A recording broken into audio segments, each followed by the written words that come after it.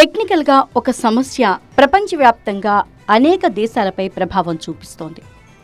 మైక్రోసాఫ్ట్లో blue screen ఎర్రర్తో ఇప్పుడు America, Australia సహా అనేక దేశాల్లో అన్ని సేవలు నిలిచిపోయాయి.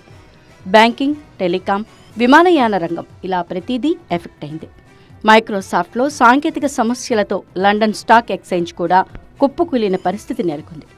అసలు ఈ సమస్య ఎందుకు వచ్చింది, ఏం జరిగింది, సమస్యను ఎలా ఫిక్స్ చేయాలి అనే దానిపై మైక్రోసాఫ్ట్ టీం యుద్ధ ప్రాతిపదికన పనిచేస్తోంది. మైక్రోసాఫ్ట్ క్లౌడ్ సర్వర్లో సాంకేతిక సమస్యల వల్లే ఈ పరిస్థితి వచ్చినట్లు ప్రాథమికంగా గుర్తించారు. హ్యాకింగ్ కారణమా, టెక్నికల్ సమస్య అనే దానిపై ఇంకా క్లారిటీ రాలేదు.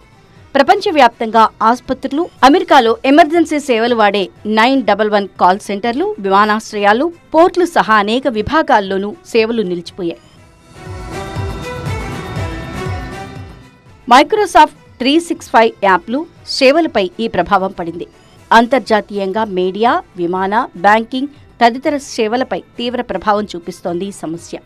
లండన్ స్టాక్ ఎక్స్చేంజ్ సహా అనేక దేశాల్లో బ్యాంకింగ్ సేవలకు విఘాతం కలిగింది. ఒక్కసారిగా వ్యవస్థలు కుప్పకూలే పరిస్థితి ఏర్పడటంతో ఆస్ట్రేలియా ప్రభుత్వం కూడా అత్యవసర సమావేశం ఏర్పాటు చేసి చర్చిస్తోంది. ఆస్ట్రేలియాలో పేమెంట్ సిస్టమ్స్ పూర్తిగా కొలాప్స్ అయ్యాయి. జర్మనీలోనూ ఈ ప్రభావం ఉంది. బెర్లిన్ విమానాశ్రయంలో అన్ని విమాన సేవలు సస్పెండ్ చేశారు. అలాగే ప్రపంచవ్యాప్తంగా ఉన్న ఐటీ కంపెనీలపైన ఈ ప్రభావం పడింది. ఢిల్లీలోనూ ఎయిర్పోర్ట్లో సర్వర్లు డౌన్ అయినట్లు తెలుస్తోంది. హైదరాబాద్, శంషాబాద్ ఎయిర్పోర్ట్లోనూ సాంకేతిక సమస్యలు తలెత్తాయి. ముంబై సహా మరికొన్ని ఎయిర్పోర్ట్లలోనూ విమానాల రాకపోకలు నిలిచిపోయాయి. మన దగ్గర ఆకాశ ఎయిర్లైన్స్, ఇండిగో, స్పైస్ జెట్ సహా పలు సంస్థలు తాము సాంకేతిక సమస్యలు ఎదుర్కొంటున్నట్లు ధృవీకరించాయి. మైక్రోసాఫ్ట్ విండోస్లో సాంకేతిక సమస్య వీలైనంత త్వరగా పరిష్కరించేందుకు టెక్నికల్ టీమ్స్ పనిచేస్తున్నాయి.